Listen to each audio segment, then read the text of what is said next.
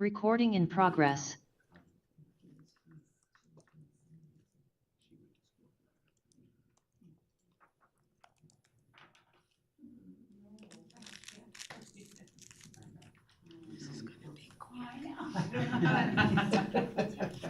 Thank you, Chris.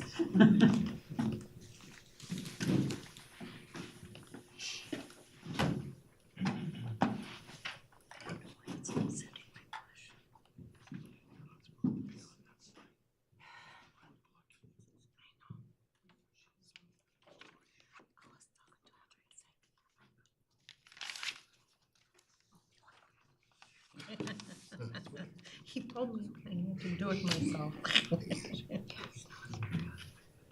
Oh, that's right. You told me you were going to be here. That's right. I forgot.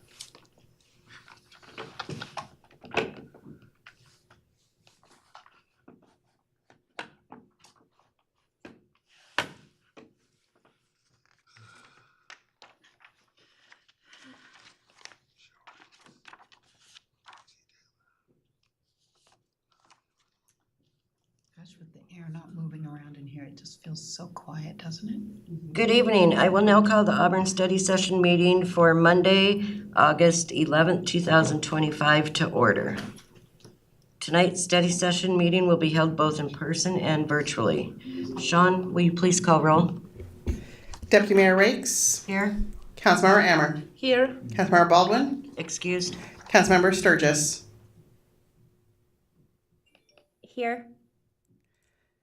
Councilmember Taylor. Here. Oh, Sorry. Councilmember Clinton Taylor. Here. Councilmember Tracy Taylor. Here. Councilmember Trump Manuel. here. Thank you. Sean, do we have any agenda modifications for this evening?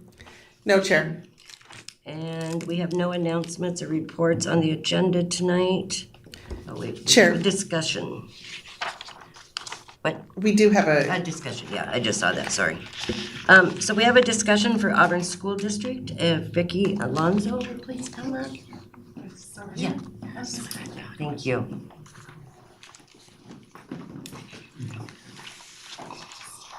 Yes. Thank you for having me. My name is Vicki Alonso. I'm the Executive Director of Communications for the Auburn School District. Deputy Mayor Riggs invited me to come and talk about the propositions. We have two propositions on the ballot this coming November. I've given you a handout that has Proposition 1 on one side and Proposition 2 on the other. I can briefly tell you why we have two propositions on the ballot this November and then answer any questions you might have. Last fall, November 2024, the Auburn School District put a bond measure on the ballot that received 55% approval from our community, which unfortunately in the state of Washington is not enough to pass a school bond. You need a 60% supermajority. So the primary things that were on the ballot last year was to build our 5th middle school. We currently have over 900 middle school students in portables, which is enough to already fill a new middle school. So we were going to build our 5th middle school, replace Cascade Middle School, and replace Alpac Elementary. And then we had a bunch of capital facilities improvements that were all lumped into the bond last year. Our board took a look at what the package was from last year, and we revamped it this year to have two different propositions. One is a bond that only does the primary buildings, our 5th middle school, Cascade, and Alpac. And then we have a levy, which is a 6-year proposition instead of a 20-year. A bond is like a mortgage, so 20 years or 6-year levy. And we pulled those capital facilities improvements out, and those include things like new roofs, new flooring, new boilers, new air conditioning in the schools that don't have air conditioning. And also we have a technology replacement levy. Our current tech levy is expiring. The state of Washington provides very little money for technology for students. Proposition 1 is on the front side, and the estimated tax rate on this bond would be about $1.04 per $1,000 of assessed valuation. And it will provide modern security, modern technology. And then Proposition 2, which is the levy, which is on the back side, it's kind of a little bit busy, and I'll explain what you're looking at. Every building in our district gets something if the levy passes. And we've categorized the different categories of major maintenance, safety and security, enhancements, ADA requirements, and then every building gets technology. So part of the includes secure entry vestibules. School safety is a very high priority for the district. So having school entry vestibules where people have to push a button to be buzzed in, card access systems for key entry, security fencing, again, air conditioning. 7 of our buildings do not have air conditioning. Can you imagine being in school today without air conditioning? It's a hot one out there today. So, and then again, to replace the technology, expiring technology levy. So that levy is about 77 cents per $1,000 of assessed valuation for our community. So do you have any specific questions I can answer about the propositions? Yes. Sorry. I'm sorry. Councilmember, do you have any questions?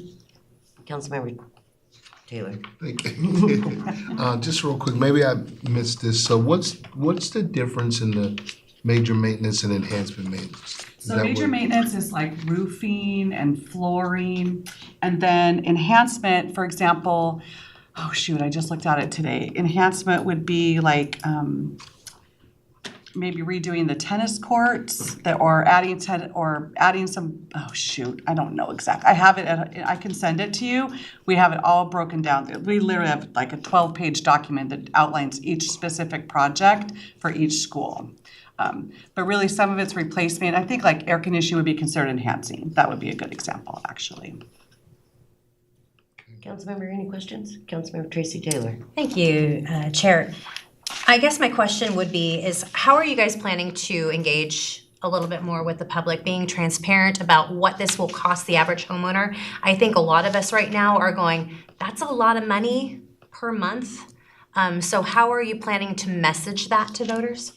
So we have done a lot of outreach already. We actually had a booth at the National Night Out. We had a booth at the Auburn 4th of July Festival. We had a booth at Kids Day. We're going to be at the Auburn Farmers Market. We have our own back to school event that's this Thursday.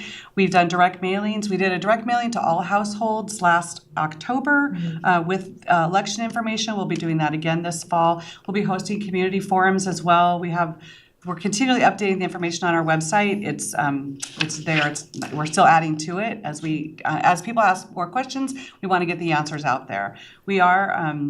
It is a tax increase. Like I'm not trying to sugarcoat it in any way, shape, or form. It is a tax increase for the community. Councilmember Tracy Taylor. Thank you, Chair. So what are we looking at with long-term maintenance plans like for the new and upgraded? I mean, especially if something like this moves through. Are we looking at continuing to add on to that? Like, I guess what I'm saying is like the upgraded facilities through this bond measure, like what are we doing when it comes to long-term maintenance plans? So we do a great job of maintaining our buildings. The 2 buildings that we're asking to be replaced on this particular bond are both more than one's 58 years old and one's 53 years old, I believe. We've done a great job with our maintenance. Eventually, buildings just wear out. The district just completed 8 projects that our community supported in 2016 with a $456 million bond. All 8 of those buildings were completed on time and on budget. And we have a great maintenance department. We have monthly, like one example is we have monthly roof checks of all of our buildings to make sure there's no leaks in our buildings. Eventually stuff wears out when you have thousands and thousands of kids going through it. So yeah. If you need more specifics about what our actual maintenance plans are, I can totally connect you with our maintenance director as well. Councilmember Trump Manuel. Out of those schools that we have completed since 2016, how many of those have outgrown their buildings already? How many already have portables? Yeah. Well, Olympic Middle School does for sure. They had portables almost the year after they opened, honestly. Our middle schools are burgeoning. When we rebuilt them, I don't think the new elementary schools, Chinook is very full. I think Chinook is probably at capacity. So one of the things is if this passes, we would convene another boundary committee. And we did do some boundary shifting this year from because Dick Scobie was very full and moved some of those kids a little bit further north into the Washington attendance area. So we're constantly looking at enrollment at our schools to try and even it out. But we also don't want kids to have to be on a bus for a really long time too. So. Councilmember Trump. The reason why I asked that is because I've been hearing from some of our constituents about this. And they were wondering, why didn't we think longer term about when we build these new schools that are being overflown now? And I go, well, I don't really know, but I will ask that question. It's actually a really great question. So when in 2016, when we took that particular bond package to the community, it was to build 2 additional elementary schools, replace 5 elementary schools, and replace Olympic Middle School. We have Auburn School District has a really long history of convening citizen ad hoc committees for a variety of purposes, for our strategic plan, for attendance committees, and for facility committees. So we had an ad hoc committee, a citizens ad hoc committee that met in 2015 to identify the district's highest priority. And at that highest priorities, and they looked at, they met for months and looked at a variety of different data points and determined that the highest need was at the elementary level. And we knew that our middle schools, eventually those kids are going to matriculate to middle school. I think the pandemic wasn't great in all of this. And if, so a lot of surrounding districts have declining enrollment and they are not seeing the challenges with enrollment that we are. We feel very lucky that Auburn is such a great place to live and we have a lot of kids still coming here. So, yeah. And it is, we can only finance so much. I mean, it's just like a personal mortgage. You can only finance so much. So the Citizens Committee did determine back in 2016 what the highest needs were, and that was those 8 schools that I previously mentioned. Thank you. I have a question for you. Yep. You mentioned the portables, and I know that the high schools have a lot of portables. They do. And I know that all the high schools are full, so Yep. could you change the boundaries on the high school? I mean, would it do any good because they're all in the same? I mean, there probably could be some tweaking of the boundaries at the high schools. I'm not familiar enough with the current boundaries to know what would be. But yes, they all do have a lot of portables already. Yes. Yep, they do. And it's a little different at high school because some kids kind of come and go, like you have running start kids who, Right. even though they're in our enrollment, they're not actually physically at our school. You have kids that have part-time enrollment. So it's actually a little more flexible at the high schools than it is at the elementary and middle schools. Okay. Any other questions, council? Well, thank you very much for coming and I presenting. brought a business card, so if Okay. anybody has any questions, like if you need more information, I'm happy to answer whatever you might need to know. Okay. So, yeah. Thank you so Thank you, Amy, I much. appreciate it. Thank you. I don't know if anyone wants to copy that. Okay, so next we have the 2025 Police Advisory Committee update with Chief Collier.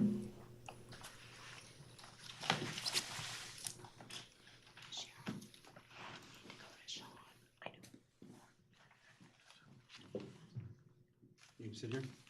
Sure. I'll use this one. And I didn't bring my badge, but we do have one. No excuses. We don't flash it around town. Thank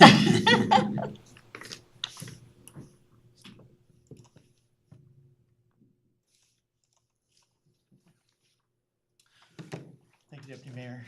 For the record, Mark Callier, the Police Chief. With me are PAC members Diana Johnson, Chris Knight, and Josh Zumsteg. Zumsteg, yeah, Zumsteg.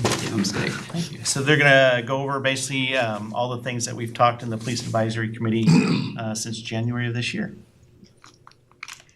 And yeah, we're just here to simply update you with concerns, successes, ideas we've discussed in meetings. Not here to make demands or requests, so I just want to make sure that that is clear. And we want you to feel free to ask questions, both as we're sharing and at the end. And also to say that we are so appreciative of Chief Collier and Commander Adams, who are incredibly willing to engage in really difficult conversations that we find is, in talking with people in other cities, is very rare. And so we're very fortunate to have that here in Auburn. And so we're gonna start off, since some of you were not on council when the PAC started, just kind of with the creation and purpose of the PAC, which Chris has. And all 3 of us were some of the original, I think it was middle of 2020 or maybe closer to late 2020. People in the PAC, and back then I think there was more like 25 of us, and now it's probably more like 20. But yeah, we've been able to journey together the whole time. There's been more additions, but it's cool that 5 years is a long time, especially meeting every month. So you get to know each other and there are people in the PAC. So we do meet monthly. And there's been a lot of desires, there's been idealistic desires, but there's been like practical things that we've gone, all right, we have to agree on something. And because we all don't agree on all party things or really just social things, we have to work through that and talk through that. And sometimes, the chief is interacting a lot, and sometimes he's not saying anything because we don't even know what we're agreeing on. But that said, we've met for 5 years, and we haven't, we don't have any power. You guys know this, but we have, suggested things and really have done nothing outside of just suggestions, and this is what we all agree. So we've written down a list of things that have happened over the past 5 years. Not to any of our credit, but through us talking and through. Occasionally times we would suggest something and then commander or chief go and research it and say, oh, we're gonna, look into that. So we can list some of those things. Yeah, and I think one of the coolest things is that this, basically, the PAC came out of that protest in Auburn in 2020. And of kind of all of us saying, there needs to be unity, and Pastor LaShawn Lambert and Commander Adams having this discussion and kind of this brainchild. And so, yeah, like you said, these are accomplishments of the partnership with the Police Advisory Committee and the police department. And so first of all, the addition of more less lethal and harm reduction tools, such as the BOLA wrap and the pepper balls, and then the wrap. So BOLA wrap is one that shoots out and lassos, and then the wrap is one where if someone is just out of control and they need a way to contain them to kind of prevent the necessity of more physical intervention, it is a way to wrap them up basically and contain them. And then the helmet, for instance, we heard that the police department, they have people just slamming their heads in the car, and then they have to take them to the hospital instead of being able to take them to jail.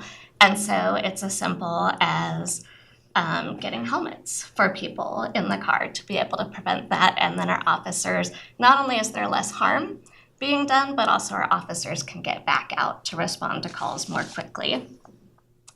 We had heard from Chief that a big attraction for other neighboring police forces is take-home cars. And so since then, I actually did we clarify it? Everybody obviously doesn't have take-home cars yet, but that has been approved, and certain officers not yet have take-home cars, but that's something that has happened and is successful, and hopefully will help recruit more officers to our city, because it's a big perk. Just to kind of list some really quickly, and feel free to jump in if you have questions. Since it started, there's been a public information position, more officer positions approved in the budget, the Green River Community or Green River College Scholarship, recruiting website, diversity training, fixing issues on the website with the officer complaint and commendation forms, community infographic for how and when to call 911, ability to trespass people on the corner of highway ramps, which is posted as well. If you guys are to look, it's now posted. Which once again is something we have the power to do, but we're excited things that's that come out of discussions with the PAC and the chief and commander. And then more effective communication between the community and the command staff. Sometimes there's specific issues like community members being told we don't fingerprint for burglaries. And then, following up, no, we can fingerprint for burglaries. And so being able to have that tracked down and addressed. Chris is going to talk more about calling 911 and how we've learned about that. A lot of increase in community cooperation in reporting crimes and submitting evidence. More follow-up facilitating follow-up between command staff and community members if there's a situation where PD can't make an arrest. Deanna. Sorry, Councilmember Trout Manuel. Yeah. You mentioned the wrap. How often is that used in our city? That I don't. I don't have the exact stat numbers with me. It But is it is used.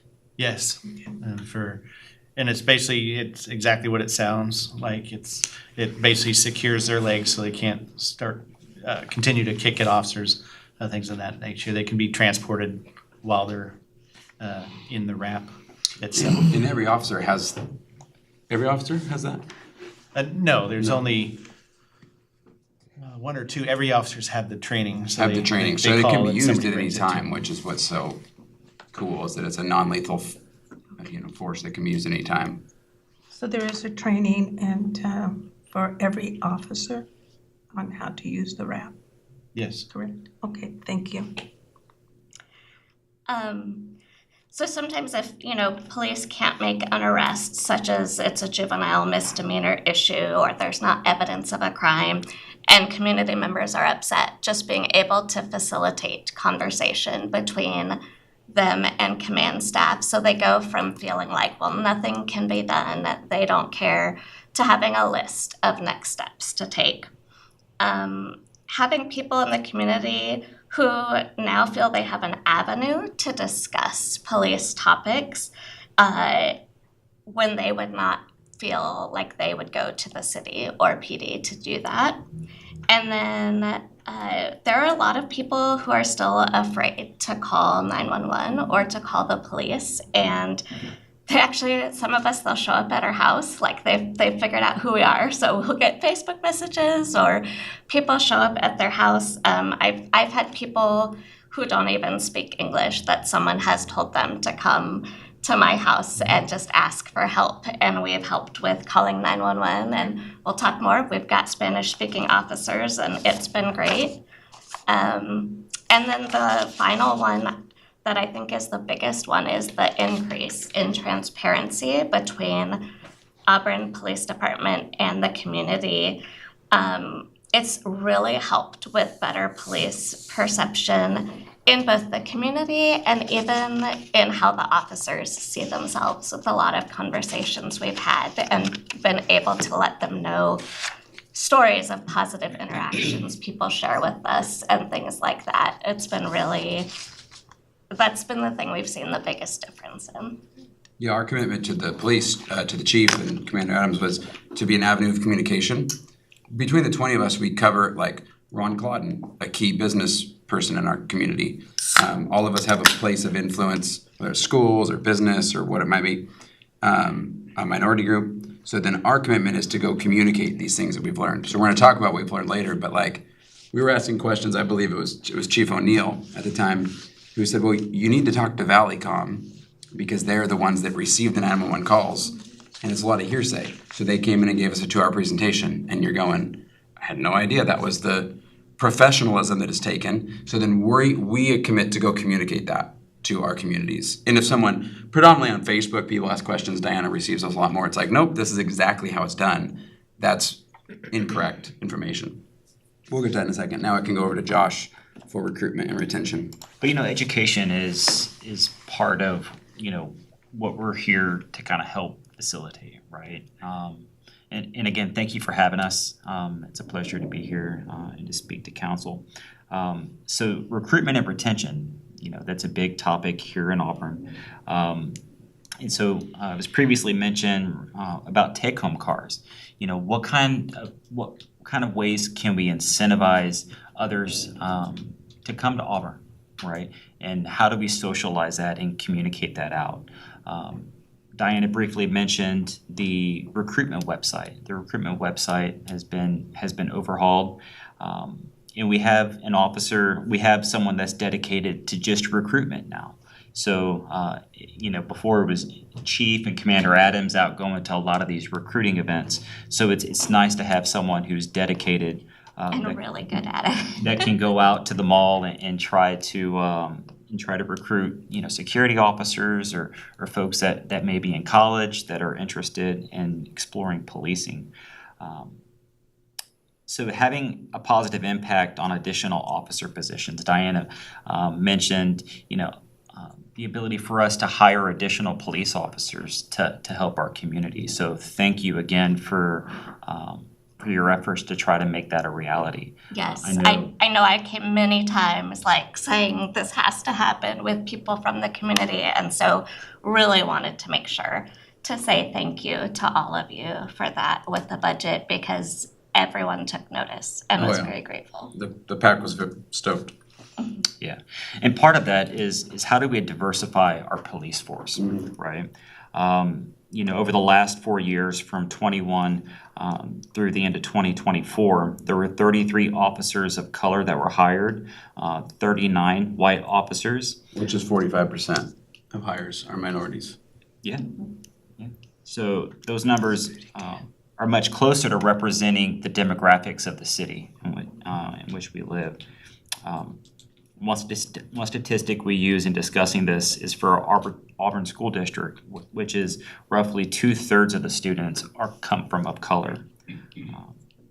So diversity is something that we're really taking a strong lean towards, and how do we help recruit and grow from within the ranks of the police force into growing into command positions. That's something that we're very passionate about, is trying to diversify the command staff and having representation of what the community looks like.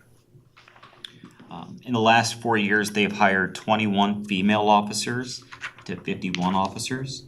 51 male, I'm sorry, 51. which is 30%. Yeah. Which is a big increase. And part of that, there's still ongoing discussions about how to help encourage and promote from within the ranks, and to get female officers interested in leadership positions. And so with the creation of Policy 1034, it offers some paths to leadership that we're kind of excited about, and being able to identify and prepare those high potential officers early on in their career. Working at the FAA, I see firsthand those that come in that have a natural knack for leadership, and so recognizing that early on in their career and helping to grow and develop them, develop the officers. Currently, there's no female officers or in command staff. So we're just trying to, that's the whole impetus of that. And so providing access to leadership opportunities and training. So some of the training programs that employees could attend is the FBI LEDA, the NOLI, and I don't know, Chief, if you know anything additional kind of about these training programs. And Well, FBI LEDA is training courses for future leaders, current leaders, and then eventually executive leadership. But it's geared towards training that those who are interested in that career path, not requirements, but knowledge that they should have in those positions. So. Councilmember Trump Manuel? Yes, since you said there's no women in those positions yet, are there women being trained for those positions, or has anyone applied for those positions? So we've had candidates in the past. We have females that are officer in charge, which when a sergeant's not on duty, they basically running patrol crews, supervising patrol crews, and so we have several that are interested in that path right now. And we've talked, Chief told us some, really good candidates they choose the K-9 program, which is really a prestigious, important role in our city, but then that's 2-3 years or whatever it is. So we think that we're on the right path. It just hasn't been maybe the right person, but back to what Josh is saying, has to start early on to prepare them. And what is the length of time for them to be in this training before they are actually recruited in that position? Well, it's not a length of time they have to be in any position. They have to have there's civil service rules. They have to have, if they're a brand new officer, they have to have 3.5 years before they technically start testing for supervisory positions. It's very difficult to know enough after 3.5 years in law enforcement, but that's the minimum time requirements we have. And so not just K-9, but we have female staff that are in detective units. We encourage it. We can't force them because a lot of them, just like other staff, they enjoy the roles they're in, and they may not be ready to go into that next step, which is formal supervisor. So, because you want it to be competitive, not just, oh, we'll get Right. the wrong person in the right position. You want it to be competitive, and so we commend that, the best person for the best role, but how do we get them prepared? And I am not a chief, so I don't know, but these are the type of things that he's helping us. And this is what a lot of the discussions that we've had and the questions that we ask as well, and basically getting to the place of, for whatever reason, women have not been applying to take the sergeant's exam. What can be done to make sure that Chief knows he is doing everything he can to be equipping them so that they could feel confident taking it. And that's what we have seen him do so much in over the past couple of years, I would say, with some of the roundtables and this policy and other things he's been putting in place. This has been a huge focus area for us, and it's been an area where tons of changes have been made toward that goal of women in command. Thank you, that's reassuring. A lot of the PAC members, Thank they're very passionate about that topic. Okay, let's take a break here for a minute. Council, do you guys have any questions before we move forward on this, what we've already heard? Okay, thank you. And to kind of go along with what Diana was mentioning, mentorship is important, right? In building your professional network. And so what this policy aims to do is to pair each of those officers with a command level mentor to help provide career guidance, advocacy, and networking opportunities. Encouraging membership in other organizations to help expand their influence, visibility, and career connections. So getting out there and working with others in the community, and pairing them up with a mentor from an individual who may be in a position of leadership, so a chief, deputy chief, assistant chief. So that's really vital early on in your career, especially when you see those that have potential to be great leaders. It's just giving them the right tutelage and kind of helping them kind of get where they want to be in their career goals.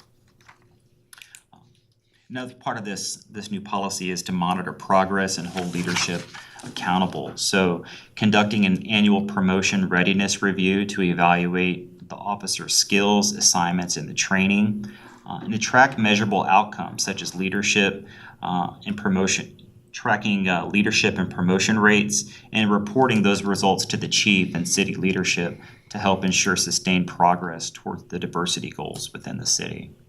So I think we're on a good track to help get the workforce prepared to grow into leadership positions. And I'm happy to take any questions that you all may have. Council, do you have any questions on this? Okay, well, Thank you. on that topic, thank you, of diversity, to talk about inclusiveness with the department. We currently have officers in the department who receive bilingual pay for Spanish, Korean, and Urdu, which is really amazing, and I have seen multiple times firsthand the absolute relief when a victim has an officer start speaking their language to them. Often they're having an elementary school child who's trying to talk to the officer for them, and this has been really great. And the additional and growing diversity within the department is really noticed and appreciated by the community. One of my favorite examples is Officer Sarah Davis, I believe. Did I get her name right? Little Latina girls in our elementary and middle school aged girls love her. It is like Where's Waldo, but it's Where's Officer Davis. And I will actually have their moms, people I don't even really know, message me on Facebook to ask if she's okay, if their girls have not seen her out and about in a while, because they see themselves in her. There was also a really incredible training done by Dustin Washington with Human Solidarity Project. And this was part of the regular training for the department. And it was called communication training, but it and it was, but it was also basically helping the officers as they're identifying kind of their own struggles and difficulties and trauma and biases, to then go from that to identifying that within the community.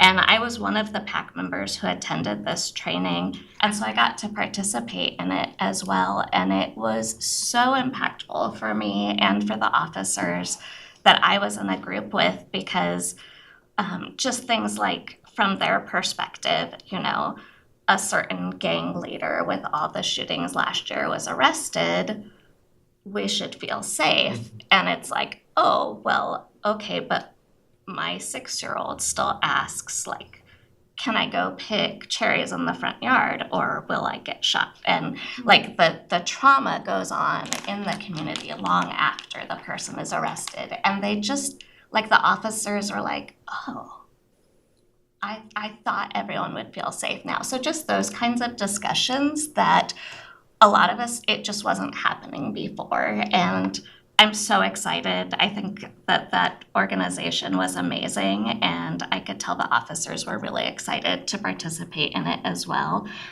Another great success that we've seen is the trust built with the Muckleshoot community. The Muckleshoot liaison position with Officer Bush, is that right? And just like, it's what community policing really looks like. And when the PAC first started, we were constantly hearing about a lack of trust and just wanting nothing to do with the police department. And there has been huge growth in that area, and it's really fun. Of the PAC was a tribes member. Yes. And so she would communicate quite clearly the history of why they don't trust, for right or wrong. I mean, she would just share it. So she's no longer on the committee anymore, but yes, we've made strides. Yeah, and a lot of it is just eating and doing life and connecting with leaders within that community. And if you have a chance to pick his brain on it sometime, you should, because he'll talk about it forever. And then we've also learned and talked about how the community also wants to make sure that they hear more messaging from the white command staff of the department on diversity issues, inclusivity, or things for their specific communities. So sometimes it's easy to think like, okay, we should have a Latino officer share this information for our Latino community or our Spanish-speaking community. And that is really important for the trust building. But they also want Chief Collier or Assistant Chief Betts or one of the white male leaders in the department to share the messaging as well, because they see it carrying more weight, and that then it's like, okay, they're saying this for us, but also for the whole community to know. And then moving, as we're talking about inclusivity and the Latino community, ICE, immigration in Auburn, has been a huge, huge source of concern and fear for not just our Latino community, but a lot of people, because we don't actually know what's happening. And so I brought a copy for you guys to pass around, and then one for the record too, because I think Sean will need that. But there are regularly posts like this on social media that go viral in Spanish-speaking groups. And so I'll have them sent to me, and there have been some where, for instance, we were able to confirm with Chief and Commander Adams that, oh, it was actually an Auburn PD detective arresting someone. This one was actually just a few doors down from me. I wasn't home. Someone sent it to me, and as you can see, like, they're wearing different uniforms, different vests. Some look like they're in uniforms, some are not. I was able, because of the PAC, to send it to the Chief and Commander Adams right away, and we could at least confirm, like, no, this was not Auburn PD, this was not a local agency. We still have no official confirmation of what happened here. There is a video from the apartments across the street that I was sent and watched. Also, one of my neighbors was actually in her driveway and saw it happen. And 6 cars were there parked in different lots at the apartments for a few hours. And when this man was walking down the street toward the bus stop, they all pulled out, stopped in front of him. No one shouted any, like there was no one yelling police or immigration or his name. It was silent, is what my neighbor said. She said she just stood there scared and not knowing what to do. She's also Latino. She's a citizen, but she did not feel like there was anything she could do. And just watching these people in uniforms she can't identify take this man and put him in a van and drive away. We've talked about this in our meetings, and the only reason I believe it actually is immigration, and this is me personally, is that I was told by the apartment manager that he called a family member from the country he was deported to and told them, called a few days later and told them it was immigration. But these are the things and the stories that our immigrant community in Auburn, and especially our Latino community, they're all aware of it, and we don't necessarily hear of them. So what we have been told, because Commander Adams contacted immigration, who said they are easily identifiable and they will try to let them know if they're going to do something in our city. So we'll see. We're still trying to follow up on this incident. But he said, tell people to call 911. So if you see, he said, yeah, if you can't tell, is this law enforcement or is this people in costumes taking someone, call 911 and just say that, because we should be able to get a patrol officer there, and then they can at least ask, hey, who are you guys? And if it's immigration, now we know, just to try and help relieve some of that fear in the community. Any questions? Councilmember Trout Manuel. It's not a question, it's just that apartment complex, that I know the person's there. They did say that they went in there with warrants and arrested several of them that had warrants out for their arrest. I'm not sure if they were police officers, but he said it was immigration. So they did apprehend a couple of them from that apartment building. So you're right, they're all pretty upset over there and concerned. Yeah, this was also on middle school graduation day at Olympic, so a lot of families ended up not going to 8th grade graduation because this happened while they were driving their kids to school in the morning, and they just went home out of fear. Any other questions, Council? Well, sticking with calling 911, probably one thing we've spoken the most about is calling 911. Because through polls on Facebook, many of the PAC members say they hear it from people, including PAC members, don't think they can call 911, or if they do, they think they can call 911, but the process isn't respectful. They're just gonna say, we're sending an officer. And all the way from Commander O'Neill, or Chief O'Neill to Chief Collier, they've reassured us, no, that's what it's there for. And I personally have called 911 because I'm the leader of an organization, so if we have things going on, I call them. And they've come, but it's always been like a Sunday morning, a Saturday afternoon, and I get that there's triage moments that are way worse than that. That said, we had Valleycom come and share with us a while ago. Were you there? And how long have you been in command? That was about 2.5 years ago. Yeah, so a long time ago. Very, very, very helpful for all the PAC to go through that. And I think you said that, unless you guys listen to what Valleycom does. So now we can communicate to the city, and we've come up with infographics, and how can we communicate this? Call 911, and then some of the PAC members and people have said, especially if maybe English is your second language, well, I don't know the right thing to say. The Valleycom reassured us that they aren't trying to make it hard. they're gonna listen to everything as if it's important. And they do have a triage system if multiple officers are dealing with, let's say, domestic violence or something terrible, and yours is under the triage list, then, it could take longer than you want it to be, but that's not anyone's desire, and especially with the increase of officers. We're trying to make calls, and you could give the exact number, we're trying to get calls as quickly as possible. Valleycom reassured that that's what they exist for. So we've told the city, it's not some officer in a back room that's just not taking you serious.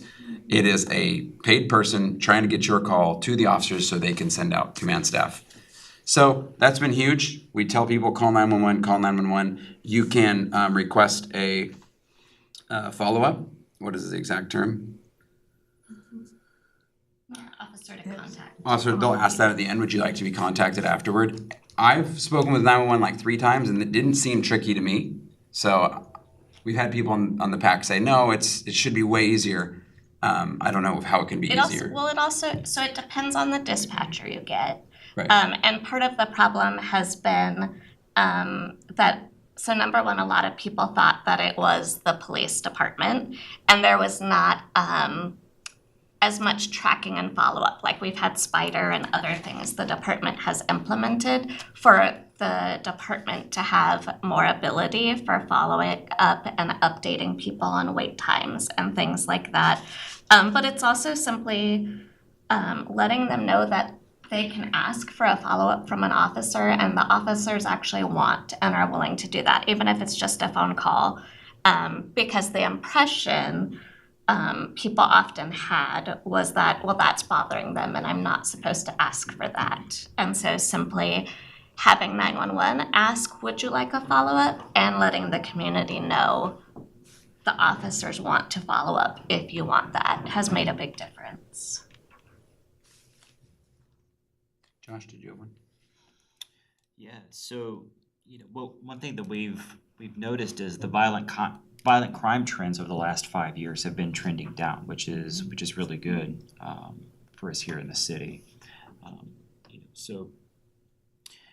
Some other things that we've kind of learned over the last 4 to 5 years that we've been part of this group is right now there's no way for an officer for anonymous reporting. So if they see or hear something that's inappropriate, there's not a means right now for them to do an anonymous report.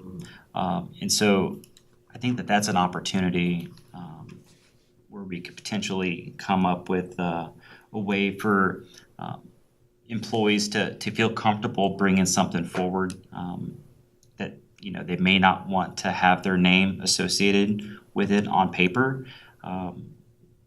If they're accusing someone or something of wrongdoing, having the means and the ability for it to be independently investigated.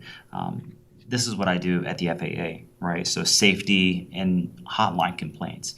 My team fields all of these. So something that I see the value in having an outlet for the officers to feel safe to be able to come and report wrongdoing. That's something that we believe something that the city should explore, as not just for the police department, but perhaps for the city as a whole, to have, an outlet to be able to request assistance. And something else that we discovered kind of along the way is once you initially get hired on with the officer to be an officer, there's no periodic reinvestigations that come along the way, right? So at the FAA, for example, it used to be every 5 years you would have another background check ran where they'd come and interview your neighbors, talk to your supervisors. And what we discovered is there is no periodic reinvestigation that happens. So if someone is arrested or charged with a crime, there needs to be an immediate means for law enforcement to become aware of something that's happening with one of the police officers. So, that's just a couple of the items that I wanted to briefly kind of bring up, and certainly I'm open to any questions that you may have about how we do it at my job, but Council, do you have any questions? Councilmember Moore. First, thank you. I'm not sure if you know, I was volunteer with Auburn Police for 13 years, so I'm more familiar. So for Valley-Com, I thought one of the good things for public to know about Valley-Com to attend the police academy, and before COVID, they will have what called Valley-Com Academy. It's one day, which was one of the greater. My comment to you about Anonymous, I think we have the website, See, Click, Fix.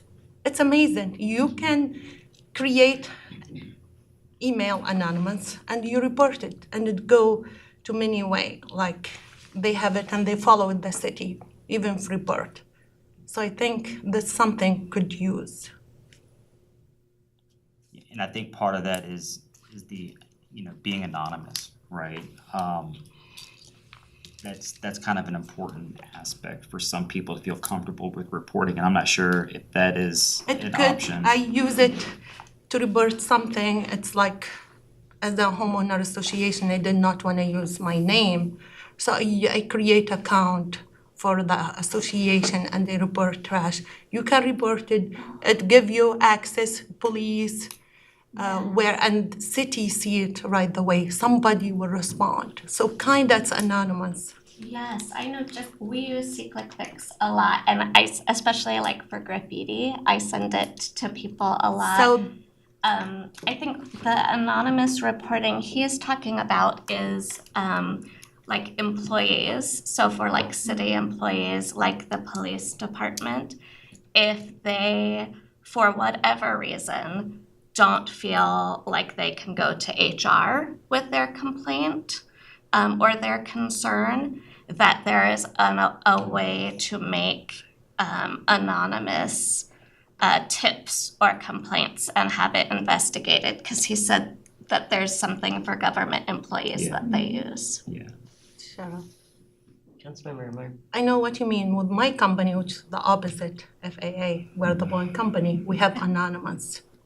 So that's easy could be done if the city like to have phone number will not show the numbers.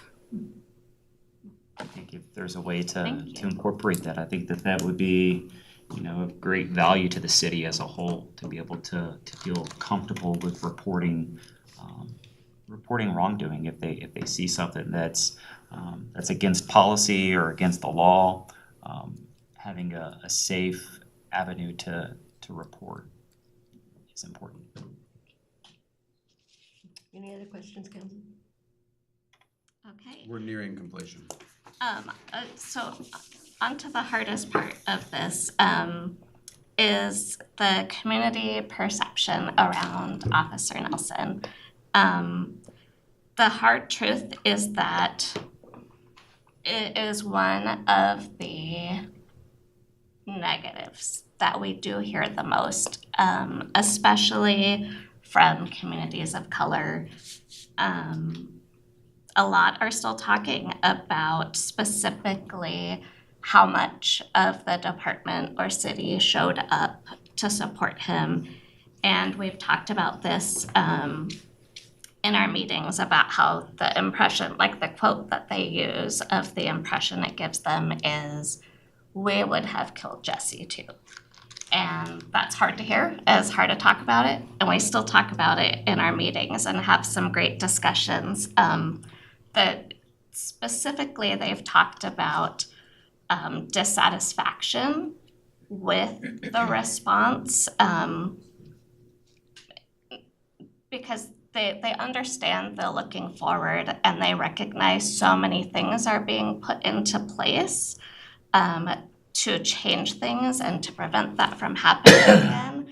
But it's just people want to see, and we've talked about, like, they want to see an acknowledgement of wrong. And I know there's all sorts of legalities and concerns in place with that, and we do not have the answers, but that's what the community wants to hear from the city is, okay, if an officer was convicted of murder, they did something wrong and they're not hearing that. Or even just saying, if a different officer had shown up, would the call have gone differently? That's a discussion we've had, and that's been kind of an eye-opening thing for some of the command staff to think about, would it have if I had gone and been the one to respond? So we also, we don't just talk about,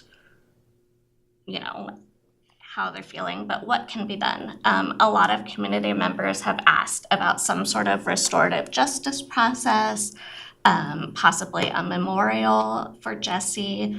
In our meetings, we've talked about bringing up the policy of unpaid leave for an officer charged with murder during the collective bargaining, and we've talked about that with the mayor as well. And that's not been a part of the current collective bargaining discussions.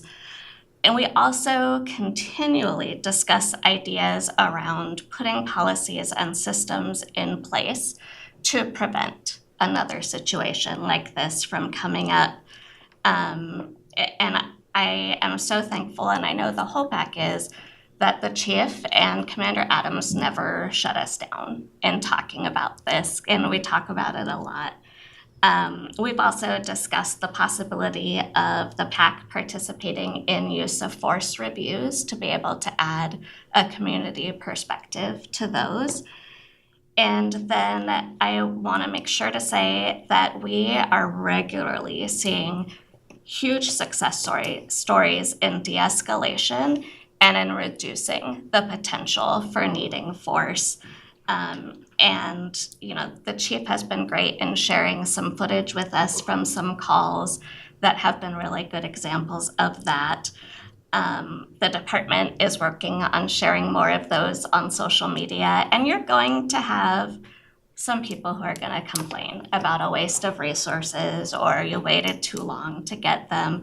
But the majority of us, I think, agree that more resources to protect the lives of everyone involved, the community member, the suspect, the officers, those in the surrounding area, is a really good thing. And it's been encouraging to see that.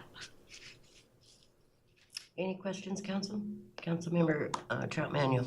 Deanna, I wasn't even going to talk about this, but during National Night Out, the mother of Jesse was at one of the events, and she approached me and wanted me to express some forgiving and stuff like that. I told her I could not talk about anything because we were on city business. And so she would like to sit down and talk to me. But it was really hard to have a mother come to me. I never knew who she was, what she looked like. And she just came straight to me. So it is being talked a lot. Yeah, it's a really hard thing to discuss. Anyways. Any other questions, Council? I have some, but I'd like to wait till the presentation is over. Sorry. We have, just perceptions of safety, things that are kind of beyond the police force. We've definitely concluded in our conversations, there's a line where the officers end, and I know in COVID, there was there was more push for like the city to do things, but really the city itself, like the citizens, have to kind of fill in the gap on mental illness, homelessness, drug use. There's a lot that the police force just can't do. My wife's only brother, so my brother-in-law, was homeless for 2 years and not far from here and on drugs the whole time. And it was a non-government agency thing that helped him. I mean, there's what did help him, what didn't help him. There's a lot that you can throw to try, but there's a lot that the PAC concludes, oh, that's not a police thing, that's a society-wide thing, so what should we do? So we're continually talking about that, like mental illness in particular is a very unfortunate one. And homelessness, there's Kent Hay, he's amazing, he's obviously spoke to us a few times, and we should probably have him out again soon because he has a lot of solutions that we could then rally the citizens of Auburn to know what to do. I mean, for example, he says, you you guys can have your opinions on this, but he says, if somebody is homeless, we have a strategy to get them unhomeless, or into a home, and continuing their homelessness is not helpful, i.e. feeding them, giving them places to stay, or like an outside home, isn't best for them, isn't best for their health, isn't best for their family, their future.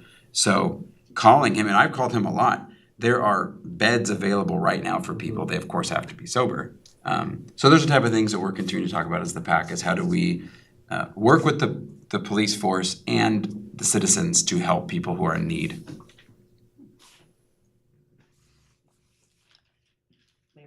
Thank you. I just want to acknowledge that you do have one more PAC member in attendance this evening. Richard Sturgis is here as well. Nicest dressed one. So the support that you have here this evening is beyond just the panel, and so just wanted to make sure to acknowledge that and thank all of you for your continued work on the PAC. It's not easy sometimes, I realize that, but the fact that you care enough about your community to be involved speaks volumes about what you want to see happen in this community, so thank you.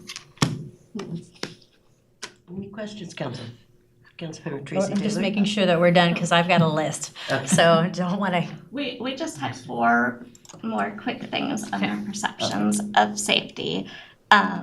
First is that, the majority of the community members still do not feel safe. And I don't think that's a surprise to any of us. But this is especially true for women, children, the disabled, and the communities of color. And then there's definite areas where things come up regularly, and we are able to communicate often with the police department about that. Apartment complexes, Promenade, Coppergate. Today, I just talked with the rec and roll staff, and who's just young ladies who are at a park, that Brannan Park. They said we sat there. I just sat there with pepper spray for 4 hours, and no one came except for one mom who drove up and said, "Oh, we don't bring our kids here because it doesn't feel safe." Commander Adams was on it. I texted him, and he's like, "Okay, we're gonna work on getting bike patrol there, and we're gonna address that." And then, like you said, a lot of things are brought up that aren't necessarily crimes that PD can make arrests for. And so talking about what are other options, and a lot of times we've heard from the community wanting crisis responders that are for our city. And asking about that, do we have people we can call for mental health stuff, for addiction stuff, for things where we don't need someone armed showing up. And then lastly, I just want to say, we still hear shots on probably a weekly basis in South Auburn, but it's so much better than last summer, and we recognize, that a couple of arrests that were made in that area that made a huge difference, and all of us in that area are very thankful for how relatively compared to last year, quiet and safer things have been feeling.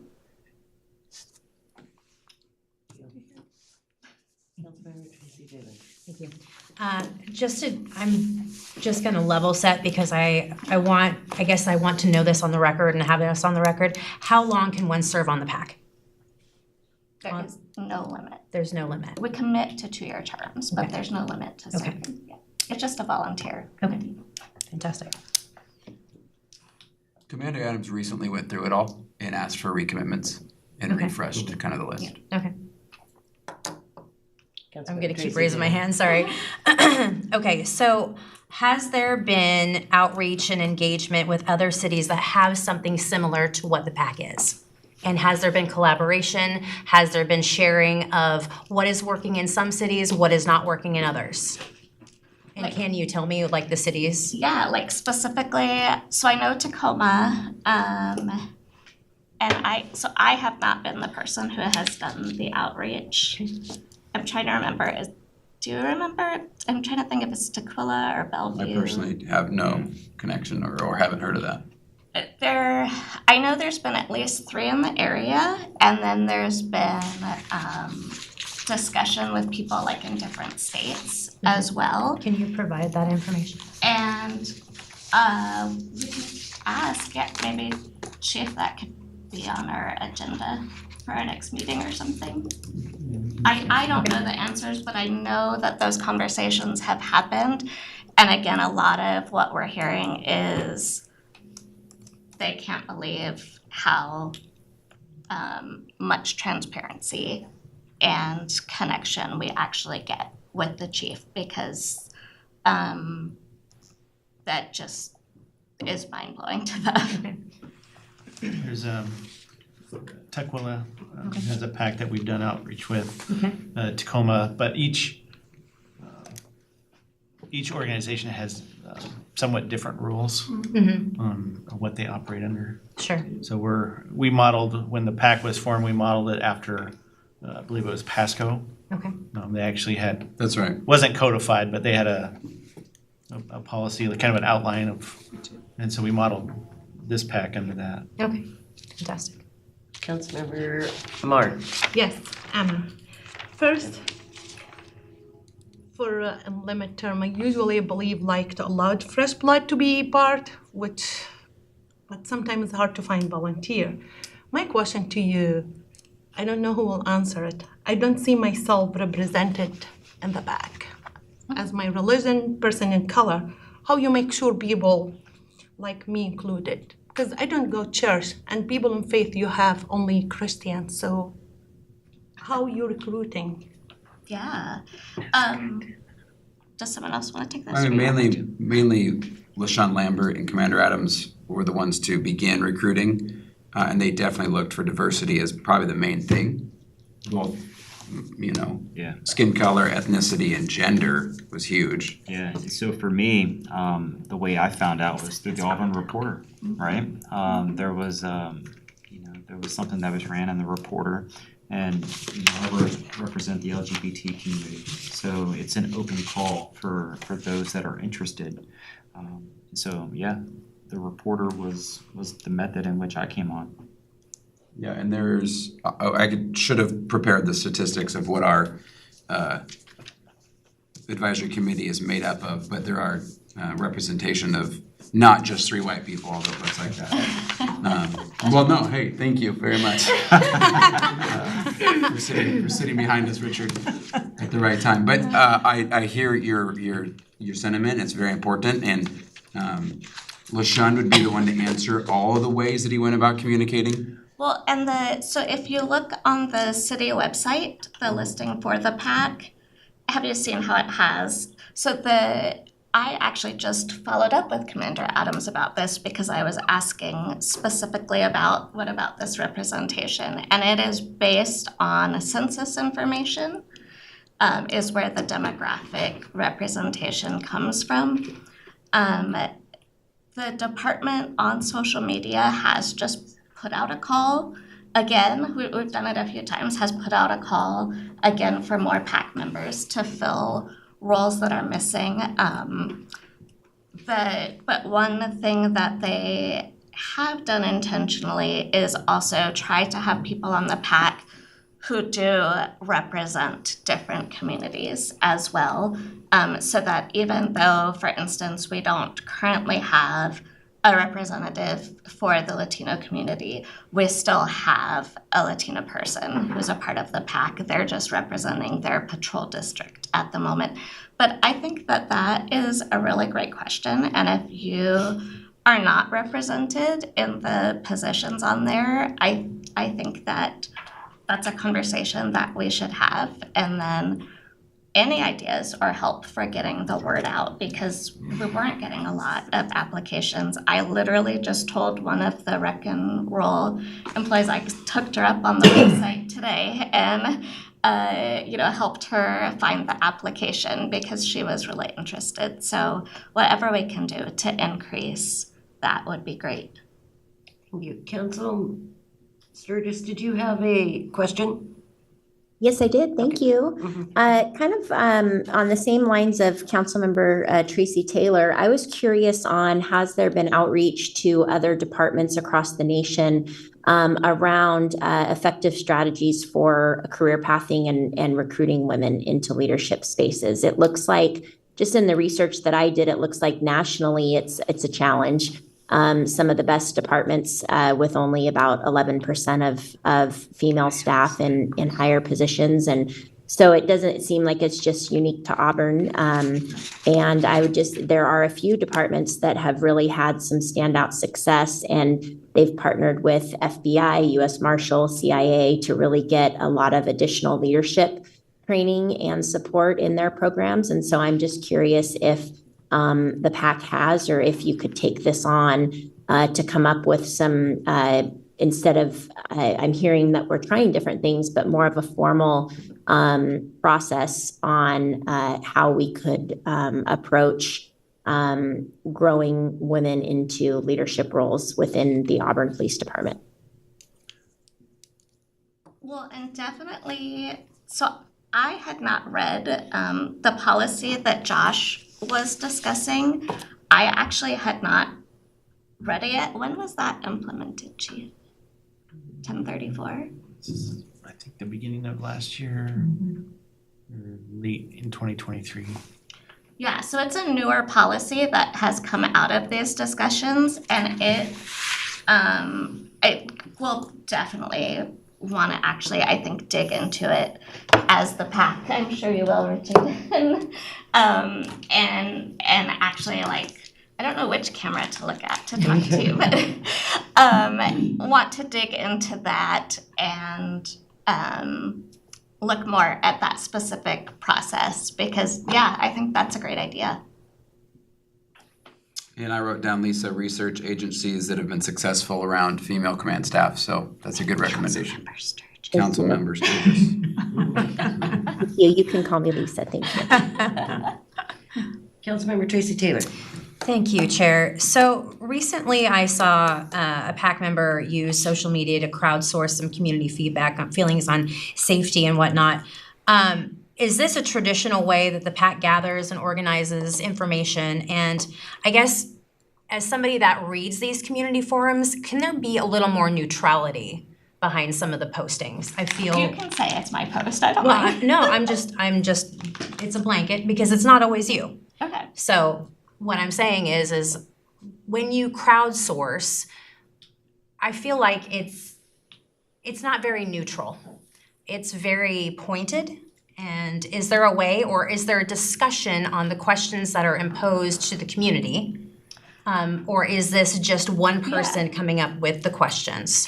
So it depends. For that specific post, I wanted to ask, so in this one, the most recent one I did, I wanted to ask about Officer Nelson specifically because I wanted to make sure that it was not only impacted family members, community members, people already involved. And it is something that has been discussed for years in that group. The questions on social media are basically the same conversations that I would have in person with people. So that's the way that I do a lot of my outreach and representing. So I currently now represent the disabled community for the PAC. A lot of us do not get outside the house very often. Like just getting here, my family's disabled. One of my kids had a panic attack, which was why I got here right as it started. So a lot of that just happens in those spaces. If there is an official statement that is being released, which the PAC has done before, that comes through the police department. But if it's just an individual PAC member, then for right now, it's just that person asking questions or posting and letting people know, like, you can message me. So we don't have an official PAC social media account where things are pulled from. And we always, on the PAC, like if someone has a concern within the group about something that's been said or shared, like that's why we have such diversity in the group, to have those conversations. Councilmember Tracy Taylor. So to follow up to that, would it be possible moving forward that there is an open discussion before throwing questions out with a little more neutrality behind them? So we get fair answers from both sides. We can always talk about that within the PAC. That'd be great. I'm not particularly on Facebook, so I do mine, so like we'll get homework, Sure. from LaShund or Commander Adams, and often LaShund. Hey, go talk with people over the next month around this particular topic. Mine's not necessarily on social media, but those who are, because it sounds like you saw it, or it becomes more visible to the city, which is our goal, then we can be maybe more well-rounded around how it's communicated. Well, our goal is also transparency. So if we're gonna be, like, I will sometimes just have my notes, and so the chief and Commander Adams will always tell us, hey, this is not for the public, or please don't put this in the notes that you share. And so there's gonna be posts that we make or questions that we ask that are going to seem pointed because we're trying to hear from that perspective. Perhaps we've heard a lot from the other perspective. So there can always be conversations around that. But we're also asking from the community that we represent. And sometimes that's going to be one-sided. Sure. Councilmember Tracy Taylor. I guess what I'm saying is I would like to see the PAC a little more neutrality behind it all. I'd like to see a little bit more engaging conversation on positivity rather than negativity towards our police department and the safety and whatnot too. I guess, yes, there are concerns out there for sure. Everybody has them. Do you feel like we were negative toward the police department? I feel as if that post alone was not very neutral. I feel like it was, tell me why you're not safe. Tell me why you don't feel safe in your community. Tell me this. If it was me, I'd be like, well, I feel safe in my community, so I'm going to write something positive about that. But it felt very one-sided. The question was, do you feel safe? And if not, why not? And in what area? Like we wanted to know, do you feel safe? And if you don't, and there are people who do feel safe, sure, and they'll speak up. But what we want to know is, do you feel safe? And if you don't, why don't you? And I will say that, because I also get people that private message me a lot, the answer was never the police department is not doing enough. And if someone felt that, it was very rare. I will tell you, we almost never hear that. And even going to the training, it's been fun to see, like, the officers now come up to PAC members and we're like, oh, you're here. Hey, can the PAC talk about this? Can you guys look into drones? And, here's how we use drones. Like, there's Let me speak into, I think some people do communicate to us they feel safe in their city. Many people feel safe based on their demographics or where they live, or what school they go to. So I don't follow you on Facebook, or maybe I do. I don't check Facebook. I don't know who you reach, but we're trying to reach everyone and hear your voice. Oftentimes, it's in the valley in Nellie Hill, where I grew up, we don't feel safe. Mm-hmm. So we're trying to hear that. Yeah, and we want to hear that so that it can be addressed. It's not about trying to point out, oh, nobody feels safe. It's about where are people feeling unsafe and why. And we've worked really hard and built relationships over these years with the chief, with Commander Adams, with officers. I have so many officers who I'll just see out and about that, we make a beeline for each other. They know that we've got their backs, but they also know that we'll hold them accountable if there's something wrong. And the community needs to see us do both of those as well. There has to be trust on both sides, and we work really hard to build that. And I'm sorry it didn't come across that way. Context is everything, I guess. Yeah. Any other questions, Councilmember Troutmanuel? Thank you. I applaud you guys for what you guys are doing. No matter if you come across negative or positive, you're getting the message out there and you're wanting feedback. And I believe that we all want feedback and we want transparency. So I applaud the PAC for what you guys are doing. So thank you. Any other questions? Councilmember Tracy, Councilmember Lisa Sturgis? Just a quick follow-up question is, or comment, I guess. I'll sort it out as I speak out loud, sorry. But one thing that I've been learning over the last couple of years in learning more about being an elected leader and or a public official, it's really easy to say things in definitive language to where it sounds like everything is bad.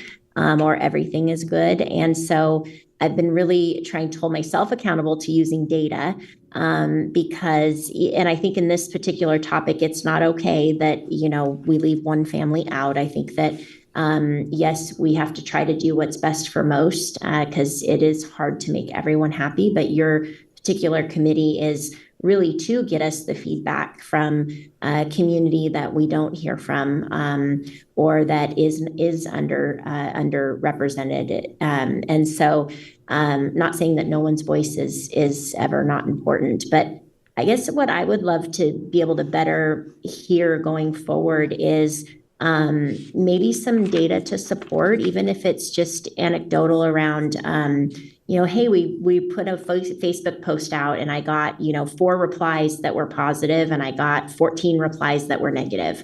And these are the replies that I heard when it said positive. This is why they feel safe. These are the replies I heard as to why they don't feel safe.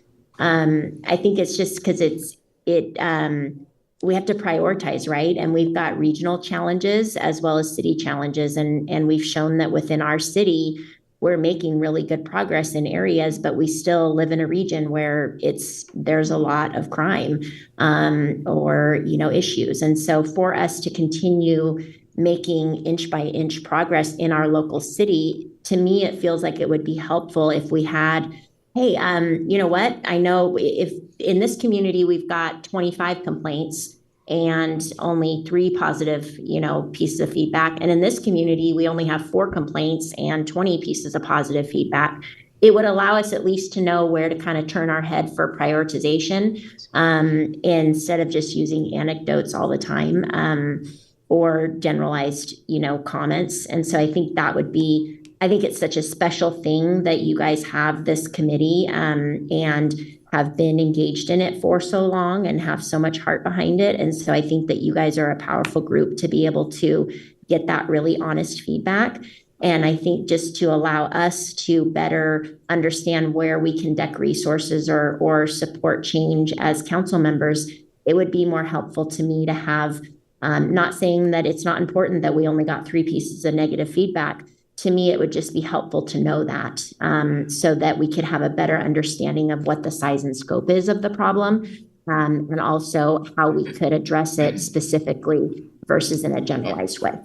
Well, and just note that a lot of those conversations and that kind of information is discussed in our meetings. So a lot of that detail, and then also sent to Commander Adams as the co-chair of the department. So he gets a lot of screenshots from social media, and we have a lot of those conversations. The Brannan Park thing today was a great example of that, is once he is made aware, we're hearing from multiple people, or we're hearing about this, then he looks for how can we address it. And those are all great thoughts, and I think we can too learn from the mayor's recent going to different community areas and what you find too. Because I knew that happened, but I don't know if we've shared that data. So finding that out is very important. My neighbor is an African American, and he tells me, well, I don't trust the police, and here's why. And it has to do with many, many hundreds of factors, because I've asked him, we're neighbors. Since I've been on this committee, though, we talk a ton, and he's shocked with the things like the Valleycom stuff, the diversity in the department over the last 4 years. Is it like the 30%? Well, more like 40. Anyways, long story short, finding actual data is so important, what you're saying. So we have to keep getting creative, because if it's through 1 or 2 or 3 persons' Facebooks, well, of course, we know that's not the whole city, you know, so. Councilmember Hammer. I live in Northeast Auburn, so when you say it's not safe because somebody, that's one data point. So I live not far away from Branham Park. So just to correct, because in record and people hear it, some people don't feel safe for any reason, but just for record, Northeast Auburn is safe. I'm glad you feel safe. Okay, I want to just for record, you live Northeast Auburn too. Yeah, maybe I Northeast Auburn disagree can with you change with a bit. block. Yes. Yeah. You can be by the river and living good. You know, my loop I live on, I feel safe on my loop. 4 houses down on F Street where all the gang graffiti is. Yeah. It's 4 houses difference from where I feel safe and where I don't alone, so. I would have to agree, just to disagree a little bit, because when I went walking the trail and a police officer said, you should not be walking down here by yourself. And I'm like, okay, I'm going home. I literally. So the at street I live Cedar on, Lanes- that area is good. At Cedar Lanes Park, I literally went and walked the bike trail and there was a man there with a huge knife, a homeless man, just whittling a piece of wood to a point. Not committing a crime. That's just art, Diana. It's tough. There's a lot of things that can make you feel unsafe. Councilmember. Could we ask the other PAC member if he has any input? He's well spoken. Yes. No pressure. Oh, do I stand up? Do I sit? I would need you to come by the microphone, Richard. You need to come. Come join us, Mr. You made the Sturgis. time to come. Thank We'd you. like to hear from you.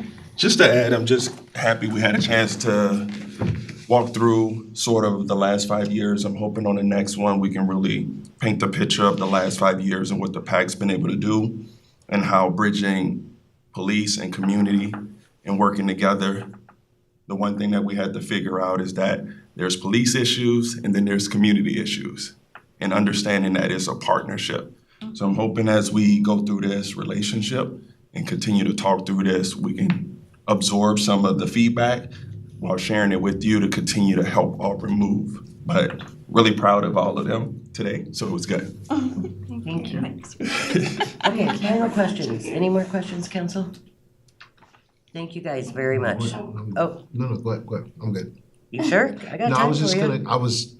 thank you for saying that, Richard, because that was kind of where I was going with, what I was thinking as I was absorbing all this today. And so I want to applaud the work that you've done, because it sounds like a lot in 5 years has happened. And it takes a long time. Speaking from lived experience and having lived in some pretty rough communities growing up, it takes a long time for that trust to be built between the existing members of that community, and then you add new members to the community that come in with their own experience from wherever, and then they're kind of like brought into this existing community. And so kudos, to you and the work that you've done. And really, again, that's a testament to the folks that are involved in this, the passion that they have for the city, and the fact that you have a chief and a police department that is willing to roll up their sleeves and get involved, because I've lived in cities where that's not the case. So to even be able to have the opportunity to have that kind of a partnership into what Richard Sturgis was saying, looking forward to what that can continue to grow into over the next several years with whoever's on the committee. So kudos to you guys and the work that's taking place, because a lot of times those are really, really tough conversations to have on multiple levels about multiple things, because the city is made up of so many different layers and so many different experiences. And so thank you for the work that you've been doing. I'd like to add one thing. The one thing that I can say about the PAC, and we are recruiting right now, is that Chief and the police force took their time to really educate us. Yeah. Each person on the PAC went through the day in the life of hiring an officer, how officers respond, what is Chief's role, what is how 911 calls come in, to we had some time with some judges to really understand so that when we're in the community and you dial 911, this is the response you should get. And then if we're hearing that the response is not coming back to us, then that's a conversation in the PAC. And we worked through that. There were some rough times throughout these last 5 years that we had to get an understanding that we want Auburn to continue to be safe. If someone calls 911, we need a response. Either call back or somebody showing up, and then we need a follow-up around it. And it took time, and it took all of us to really come together every month and say, hey, what happened last month? How did we respond to it? How do we get better from it? And as we go through this, we'll share. We've been able to learn some different things, some different tools that are out there and how we've implemented them here in Auburn. From someone that's special needs, if an officer was to approach them, we talked about that. Because every situation is different, we want to make sure that family members know that if their kid or loved one got outside of the house and they couldn't communicate with an officer, they knew how to respond to that. These are conversations that we're having based on community and having that community dialogue. And I'm thankful for the police force of really helping us work through this. And I also, one that we didn't talk about tonight is the community engagement. And Chief has done a good job of making sure officers are out being seen outside of when 911 is dialed. Yeah. What are we doing in community when we're just passing by? We had a huge discussion. If you're just rolling by, wind your window down, say hello. You'd be shocked how we might respond to that. And that's the dialogue of how we do in community, whether you're on a case, off a case, just how do we communicate on a day-to-day to really bridge the gap. And the more we see that, the more our community can come together. Thank you. One last Just one more thing. Councilmember Listen, Tracy Taylor. thank you, Chair. Respectfully, the work that you guys do is hard. I see it in my day-to-day job. I get it. I totally understand that. I think, and I'm not discrediting that. I think that there has been such progress, like Richard and Clinton and everybody else has said here in the last 5 years. I think that there is more work to be done. I think that our police officers are doing a dang good job out there. But again, this is just me being difficult at times, I guess. I mean, but I respect what you do, and I think it's hard work, and I'll just leave it at that. Thank you. Thank you guys very much for coming. It was like a very good discussion. Thank you for having us. Thank you for having us. And with that, council, we are adjourned. Richard, we were